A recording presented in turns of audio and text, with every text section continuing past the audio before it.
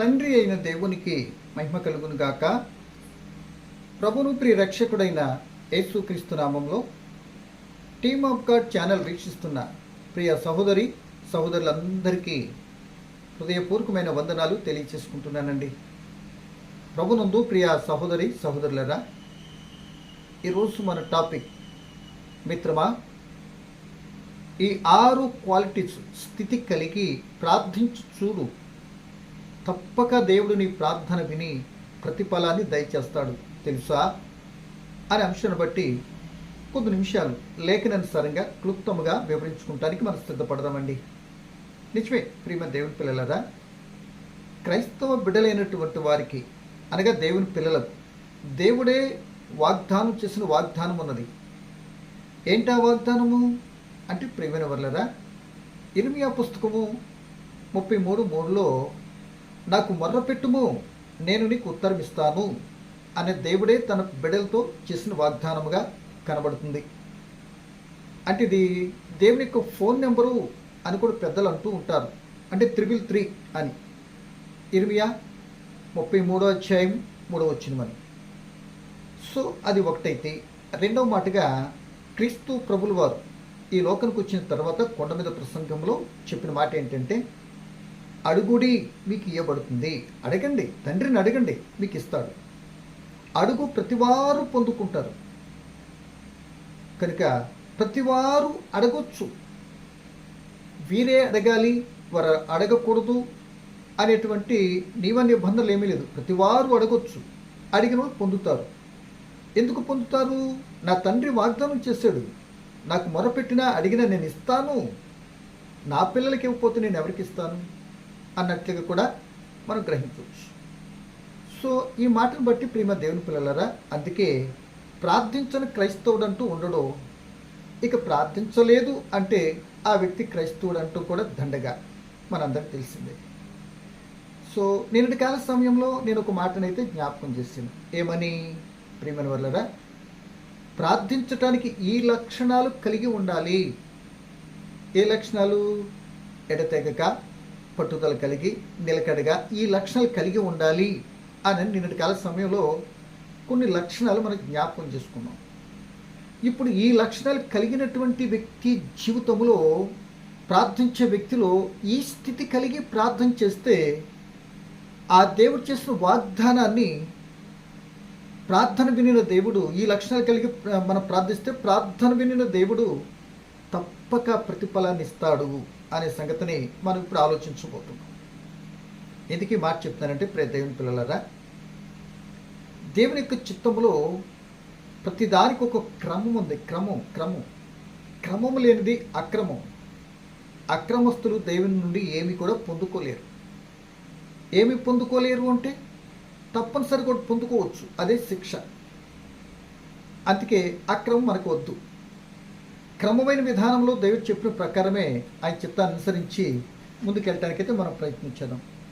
చూడండి, ఈరోజు మనం అనుకున్నాం కదా, ఈ స్థితి కలిగి ఈ 6 లక్షణాలు కలిగి మరి దేవుని సన్నిధానంలో మనం ప్రార్థిస్తే తప్పనిసరిగా దేవుడు విని తన వాగ్దానాన్ని మన ఇంట్లో నెరవేర్చడానికి సంసిద్ధతో ఉన్నాడని నేను జ్ఞాపకం చేస్తూ ఈ మాటలు నేను చెప్పడానికి ఇష్టపడుతున్నా. చూడండి, మొదటి మాట, నీతిమంతుల ప్రార్థన దేవుడు తప్పక వింటాడు. 2, యథార్థవంతుల ప్రార్థన దేవుడు వింటాడు. 3, దీనుల ప్రార్థన దేవుడు వింటాడు, అంటే తగ్గింపు వారి ప్రార్థన.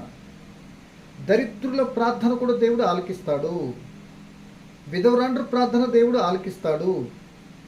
శ్రమలో ఉండి ప్రార్థన చేస్తే కూడా దేవుడు ఆలకిస్తాడు. ఇక చాలా ఉన్నాయి, నేను మాత్రం కొన్ని ఇంపార్టెంట్గా ఉన్నాయి కొద్దిగా జ్ఞాపకం చేస్తున్నా. మరొక మాటగా చెప్పుకుంటూ భయం భక్తి కలిగినటువంటి ప్రార్థన కూడా దేవుడు ఆలకిస్తాడు. సో కనుక నా ప్రియమైన దేవుని పిల్లలరా, సో ఈ క్వాలిటీస్ కలిగి మనం ప్రార్థించే బిడ్డలుగా ఉండడానికి మనం ప్రయత్నించాలి. ఇక నుండి 40 దినాలు చక్కగా ప్రార్థన చేసుకుంటాం కదా, మంచిది. సో ఈ ప్రార్థనలన్నిటిలో ఈ స్థితి మనం కలిగి ఉండాలి. నీతిమంతత్వం ఉండాలి, యథార్థత ఉండాలి, తగ్గింపు ఉండాలి, దరిద్ర స్థితి అయితే మార్చు ప్రభువును ప్రార్థించుకోవాలి. విధవరాండ్రగా ఉండి నాకు ఎవరు సహాయం చేయాలి నిరుత్సాహంతో ఉన్నట్లయితే కృంగిపోకుండా ప్రార్థించాలి. శ్రమలో ఉన్నాను కదా నాకు నెల విడిపిస్తారనేటువంటి విషయం మరి బాధపడిపోకుండా ఈ స్థితిగతులు కలిగినటువంటి వారు ఉన్నటువంటి స్థితిని బట్టి ఆ సన్నిధానంలోనికి వెళ్ళి తప్పక ప్రార్థిస్తే ప్రతిఫలం దేవుడు ఇస్తాడండి. ఈ చూడండి, మొదటి మాటగా చూస్తే ప్రియమైన వాళ్ళరా, నీతిమంతుల ప్రార్థన దేవుడు ఏం చేస్తాడు? ఆలకిస్తాడు అని చెప్పాడు. చూడండి, కీర్తన గ్రంథంలో ఈ చక్కటి మాట మనకు కనబడుతుందండి. కీర్తన గ్రంథం 34వ కీర్తన చూడండి, 34వ కీర్తన మరి 15వ వచనం అనుకుంటా. చూడండి, కీర్తన గ్రంథము 34వ కీర్తన 15వ వచనం.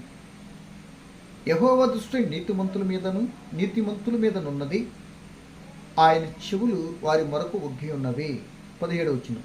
నీతిమంతుడు మొరపెట్టగా యెహోవా ఆలకించును, వారి శ్రమలన్నిటిలో నుండి వారిని విడిపించును. ఎంత చక్కటి మాట అండి. నీతిమంతుడుగా ఉన్నావు కనుక నీకు కావాల్సిన దాన్ని అడిగితే ఇస్తాన దేవునికి, మొరపెడితే ఆలకించిస్తాన దేవునికి. మనం ఏం చేయాలి? నీ నీతిని బట్టిగానే నువ్వు ప్రార్థన చేస్తే తప్పనిసరిగా దేవుడు ఆలకించి ప్రతిఫలిస్తాడు.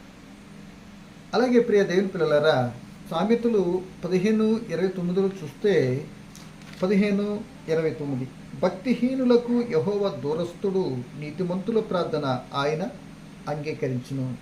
ఇదే మాట పేతురుపత్రిక 3:19 కూడా మనకు కనపడుతుంది.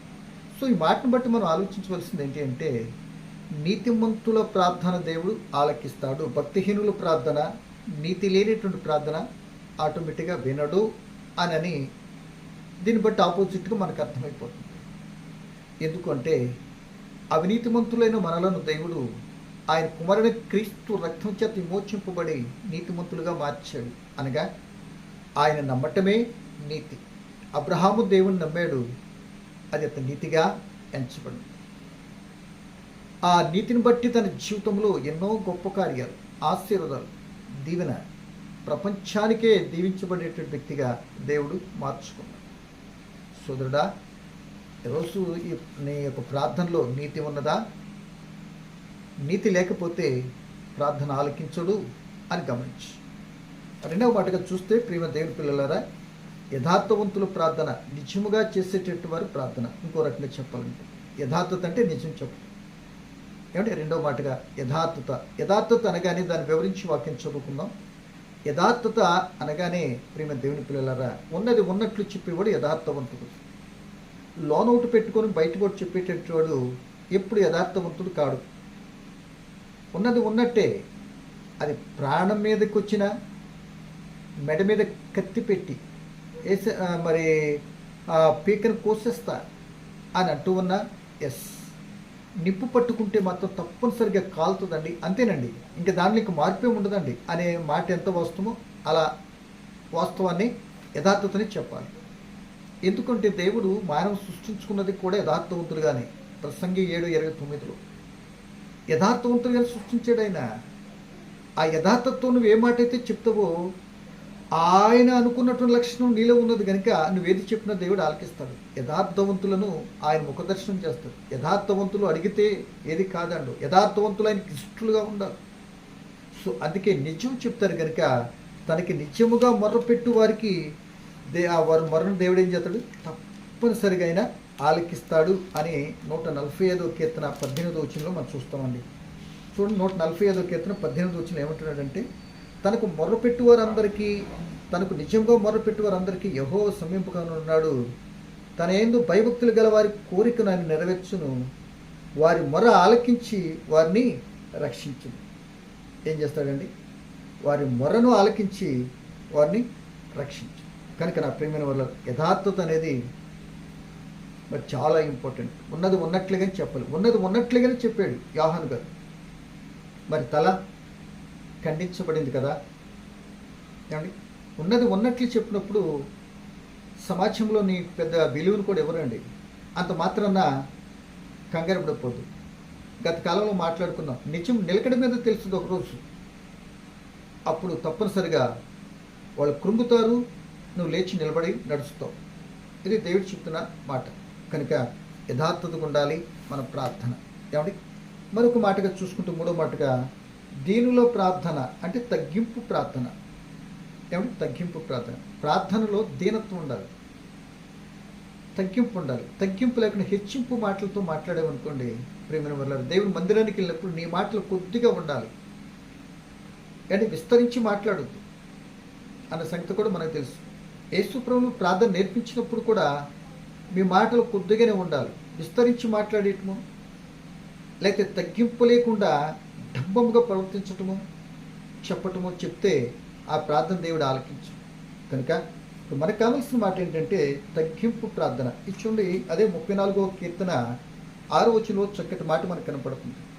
ఈ దీనుడు మొర్రపెట్టగా యెహోవా ఆలకించెను. ఏంటంటే ఈ దీనుడు మొర్రపెట్టగా యెహోవా ఆలకించాడు, అతని శ్రమలన్నిటిలో నుండి అతను రక్షించెను. 34వ కీర్తన 6వ వచనం అండి. దీనుడై మొర్రపెడితే తప్పనిసరిగా వింటాడు. ఏమండి, ఆ యొక్క మొర నువ్వు మొరపెడుతున్నావంటే ఇశ్రాయేలు ఐగుప్తుల నుండి మొరపెట్టాడు.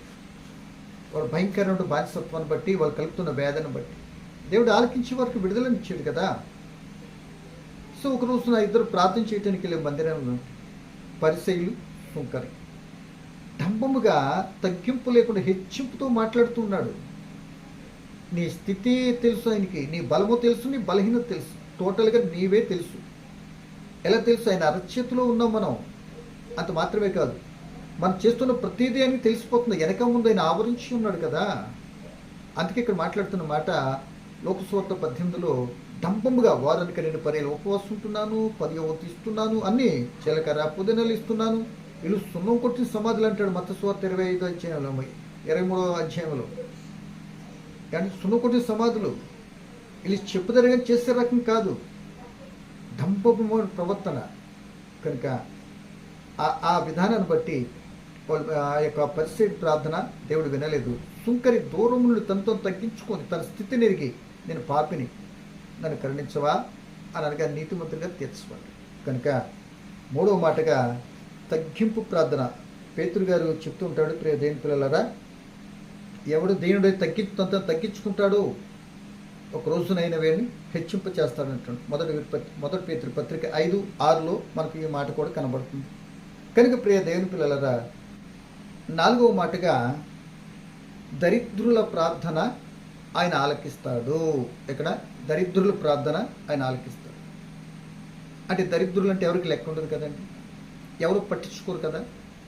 అసలు నేను కొడితే దిక్కెవర్రా, నేను ఏదనంటే నేను ఎవరు పట్టించుకుంటారా, ఎవడో నీకు దిక్కం ఒక్క అన్నట్టుగా బలహీన స్థితిలో దరిద్ర స్థితిలో ఉన్నటువంటి వారు చూసి కలిగినటువంటి వారు మాట్లాడిన పౌరుషత్వంతో మాట్లాడే మాటలు చాలా ఉంటాయండి. సో వాళ్ళు పైవేషం చూసి మాట్లాడతారు. సమయలు కూడా ఒకరోజు రాజుని ఎన్నిక చేసేటప్పుడు ఎత్తరగా ఉన్నాడు అని అనుకొని సమయలు మరి ఆయన యెషయా పెద్ద కుమారుని చూస్తాడు. ఈ నేను ఎన్నిక చేసుకోలేదు, నువ్వు పైవేషం చూస్తున్నావు, నేను చూస్తూ హృదయంతరంగాలు చూస్తాను అంటాడు. సో ప్రజలు అంత తక్కువగా చూసినంత మాత్రాన దేవుని దృష్టిలో ఆ వ్యక్తి తక్కువవాడు కాదు.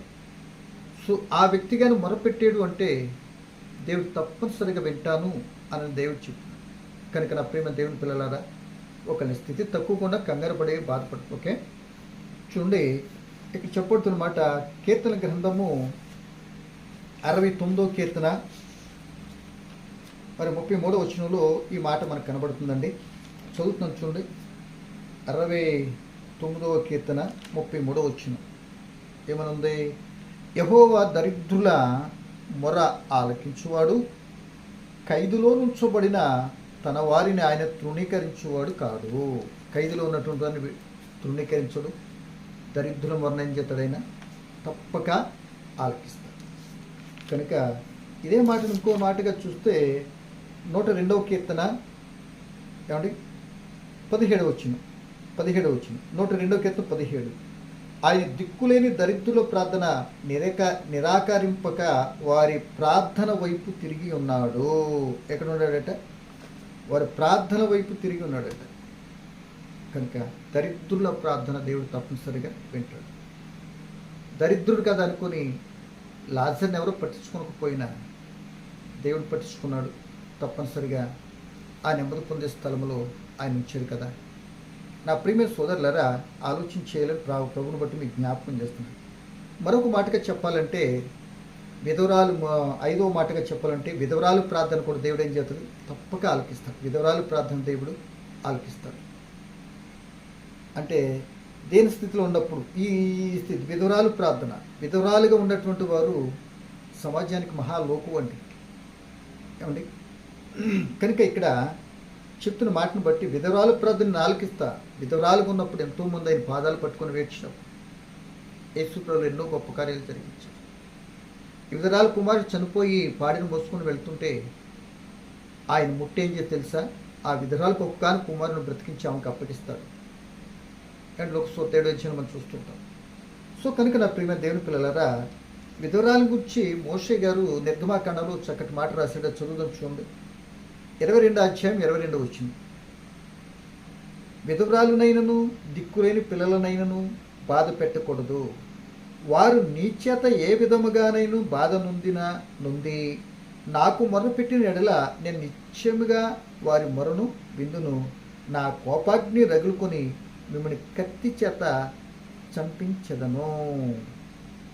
ఏమండి, ఇక్కడ మాట అర్థమవుతుంది కదండి. విధవరాలని ఏం చేయకూడదు, మరి ఏ విధంగా నేను బాధ నొందేలాగా లేకపోతే మరొక ఆమె ఆ పిల్లల్ని ఇబ్బంది పెట్టేలాగా ఉండొద్దు అంటున్నాడు. నిజమే, ఆ స్థితి కలిగించింది మీరు అనుకుంటే రాలేదు కదా, దేవుడు కదా.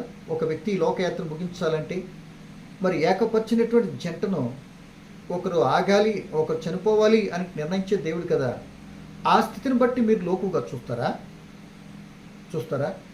నేను కలిగిన స్థితిని బట్టి ఆమె కుంగిపోతున్న తీరుని బట్టిగా నాకు మొరపెట్టిందా, మిమ్మల్ని చంపుతాను అంటున్నాడు. వాళ్ళని విధవరాలను ఏం చేయకూడదు, బాధ పెట్టు. కనుక విధవరాల పక్షాన్ని ఏం చేస్తాడైనా? న్యాయం చేస్తాడు. మరి చేస్తాడే లేదా? ఏలియా గారికి సారెపతులు ఒక విధవరాలు మొదటి అప్పం వేసి తను పెట్టినందుకని 3.5 సంవత్సరాలు పోషింపబడిందా? ఆ కుమారుడికి జబ్బు కలిగినప్పుడు ఆ కుమారుడు తనతో చెప్పుకున్నప్పుడు, ఏలియా గారితో చెప్పినప్పుడు ప్రాణపాయ పరిస్థితుల నుండి బ్రతికించి ఆ విధవరాలకు ఇవ్వలేదా? కనుక ప్రియ దేవుని పిల్లల విధవరాల పక్షం దేవుడు ఏం చేస్తాడు? న్యాయం చేస్తాడు. సో ఇక శ్రమలో ఉన్నటువంటి 6వ మాటగా, శ్రమలో ఉన్నటువంటి వారు కూడా ప్రార్థిస్తే తప్పనిసరిగా వింటాడు. యాకోబు పత్రికలు అంటాడు, ఏమంటాడు? ప్రియ దేవుని బిడ్డలారా, మీలో ఎవరికైనా శ్రమ కలిగినా అతను ఏం చేయాలి? ప్రార్థన చేసుకున్నాడు కదా. 5:13 మీలో ఎవరికైనాను శ్రమ సంభవించినా అతడు ప్రార్థన చేయవలను. ఏం చేయాలి? శ్రమ వచ్చిందా? ప్రార్థన చేయాలి. శ్రమ రాకపోతే ప్రార్థన చేయొద్దని. శ్రమలో ఉన్నప్పుడు ప్రార్థన చేయాలి. శ్రమలోకి వెళ్ళిపోకుండా ఉండటానికి, శోధనలో పడిపోకుండా ఉండటానికి కూడా ఏం చేయాలి? ప్రార్థన చేయాలి అని లేఖనాలు మనకు చెప్తుంది. సో ఈ మాటని 91వ కీర్తనలో మనం ఒకసారి ఆలోచన చేస్తే ప్రియ దేవుని పిల్లలారా, 91వ కీర్తనలో అక్కడ చెప్పబడుతున్న మాట ఏంటంటే 15వ వచనం. 91 కీర్తన 15 వచ్చింది. శ్రమలో నేను అతనికి తోడై ఉండేదను, అతను విడిపించి గొప్ప చేసేదను, దీర్ఘాయు చేతను తృప్తిపరిచి నా రక్షణ అతనికి చూపించేదను. ఎవరితో ఎప్పుడు తోడు ఉంటాడట?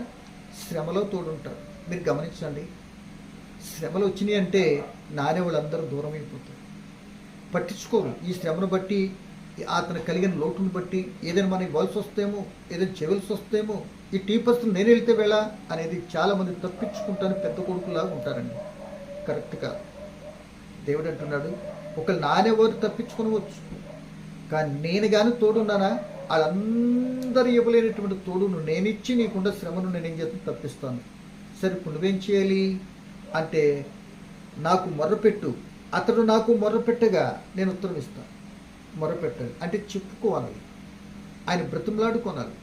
ప్రేమ దేవుని పిల్లలుగా, ఈ మాటలన్నీ నేను ఎందుకు చెప్పానంటే, ఈ కొద్ది మాటలు ఇక నుండి ఈ యొక్క 40 దినాలు, దగ్గర 46 రోజులు ప్రార్థనలోనే ఉంటారు ఎక్కువగా. మంచిది. సో ఇలాంటి టైంలో నీ ప్రార్థన యథార్థతగా దేవునితో నువ్వు ఉన్న స్థితిని చెప్పుకొని దిద్దుకునేటట్టుగాను, యథార్థత తప్పిపోకుండా స్థిరపడటానికో, ఏమంటే నీతిమంతత్వంగా నీతిని కాపాడుకునే విషయంలో ఉన్నది ఉన్నట్లే చెప్పేటట్టుగాను, లేకపోతే తగ్గింపు ప్రార్థన చేసే వ్యక్తిగాను, లేకపోతే నీ స్థితి విధరాలైతే నీ పక్షాన దేవుడు ఉంటాడని ధైర్యపరచడానికి ప్రార్థించుకోవాలి అని, లేకపోతే ప్రియ దేవుని పిల్లలారా, మరొక మాటగా చూస్తే మనకి ఏమంటున్నాడంటే, శ్రమలు వచ్చేసి నీకు ఎవరు ఆదుకోలేనంటే నేను ఉన్నాను కదా, శ్రమల గుండా నేను వెళ్ళినటువంటి మార్గాన్ని చూపాను కదా, ఆ శ్రమలు నేను తోడుంటానని చెప్పినటువంటి మాటలు రేపు జరగబోతున్న ప్రార్థన విషయంలో నిజమే కదా. మొన్నేమో ఈ లక్షణాలు కలిగి ప్రార్థించాలి, ఇప్పుడు ఈ స్థితి కలిగి ప్రార్థించాలి. నువ్వే స్థితిలో ఉన్నావు? దీనురాలుగా ఉన్నావా? తగ్గింపు పొందాలని ఇచ్చుకున్నావు? విధవరాలుగా ఉన్నావా? శ్రమలో ఉన్నావా? ఏమండి బాగా గమనించండి. యథార్థతనే ప్రార్థిస్తున్నావు, యథార్థత కలిగి చెప్తున్నావా? నీతిమంతత్వం ఉందా? భయభక్తి కలిగిస్తున్నావు? దేవునితో మాట్లాడుకుంటున్నావా? ఇవేవీ లేకపోవటం కారణంగా నీ ప్రార్థన అనేక పర్యాలు వెనకపోవటం, ఈ మాటలో లేకపోబట్టి, ఈ యొక్క విధానం స్థితిని అనుసరించకపోబట్టి సంవత్సరాలు అనేక మంది ప్రార్థిస్తున్నారు. బ్రతుకులు మార్పు రావట్లేదు. వాళ్ళ స్థితిగతుల్లో ఏమి యొక్క తేడా ఏం కనబడట్లేదు.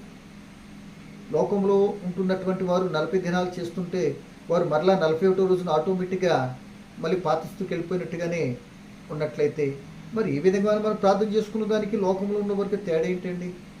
కరెక్ట్ కాదు. కనుక ఇట్టి స్థితులు కలిగి ఈ స్థితిలో దేవుని చిత్తానికి మనం అనుకూలంగా ఉండి ఆయన సాగిపోయే కృప ప్రార్థన పొరుగు సిద్ధపడితే 40 దినాలు ఒక ప్రత్యేకమైన రీతిలో మరి ప్రార్థన యోధులుగా, అంటే 40 దినాలనే కాదు, 40 దినాలు అయిపోయిన తర్వాత కూడా ఉండాల్సినటువంటి స్థితి మాత్రం ఇదే.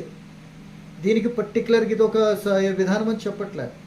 నాడు నేడు ఈ లక్షణాలు కలిగి ఉండాల్సిందని ప్రభువుని బట్టి జ్ఞాపకం చేస్తూ మాటలు ముగిస్తుంది. పరమ తండ్రి మీకు వందనాలు. వినిన మాటలు నీ పిల్లలు అందరికీ ఫలింపచ్చారు నాయన. ఈ ప్రార్థన చూపున ఈ స్థితులు కలిగి మేము ప్రార్థిస్తే మీరు తప్పక విని అనేక మంది జీవితాలకు చక్కటి మార్గాన్ని చూపారు.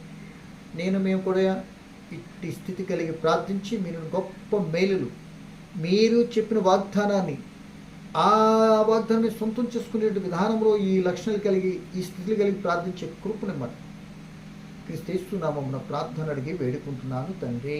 ఆమేన్.